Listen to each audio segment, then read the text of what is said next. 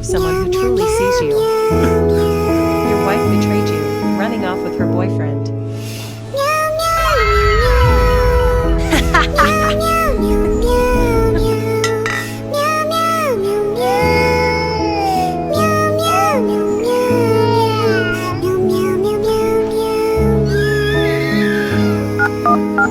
Please, help my mommy